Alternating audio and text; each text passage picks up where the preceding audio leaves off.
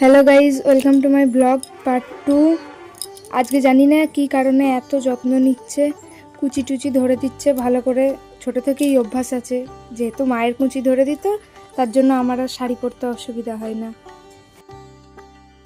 দেখো কি সুন্দর পিন করে দিয়েছে।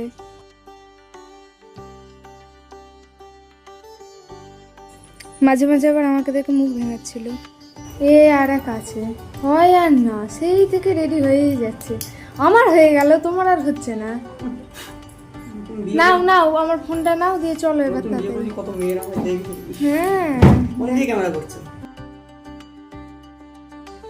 তো অবশেষে আমরা বেরিয়ে পড়েছি, আমরা টোটো করে যাচ্ছি। মাও আছে আমাদের সাথে।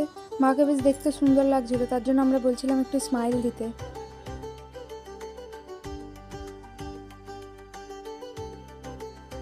তারপর মাও একটু আমাদের ক্যামেরাটা ধরে দিল।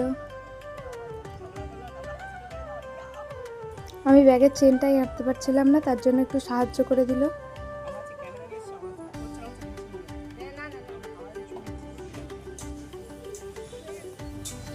আর এটা আমাদের কালনা গেট। আমরা এখন কালনা গেটের সামনে আছি। কত ভিড়!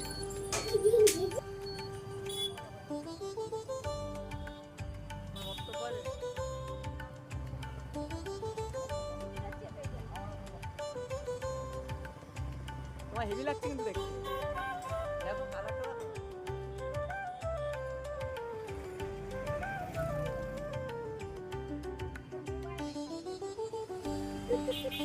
আমরা চলে এসেছি স্টেশনে, এবার নামবো।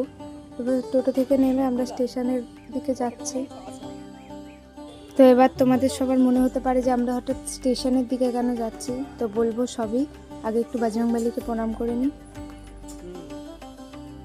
আমরা স্টেশনে যাচ্ছি, আর এই যে আমাদের দিদি দাঁড়িয়ে আছে খুব সুন্দর সেজে। পুচকিটাও আছে সাথে, জামাইবাবুও ছিল। জামাইবাবু একটু টিকিট কাটতে গেছিলো, তো জামাইবাবু এক্ষুনি চলে আসবে। এই যে চলে এসছে। জামাইবাবু বলছে সকাল থেকে খুব খিদে পেয়েছে, চা খেয়ে ঘুরে বেড়াচ্ছি, তাও চাটাও ঠিকঠাক পাচ্ছি না। তাড়াতাড়ি আমাদের স্টেশনে নিয়ে যাচ্ছে, বলছে না হলে ট্রেন চলে যাবে এবার।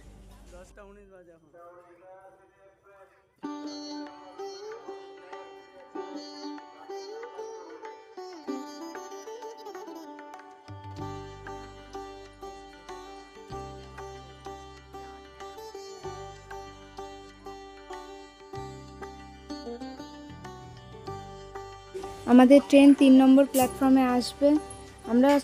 আমরা সিঁড়ি দিয়ে উঠতে উঠতে হাঁপিয়ে গেছি, এত বড় সিঁড়ি।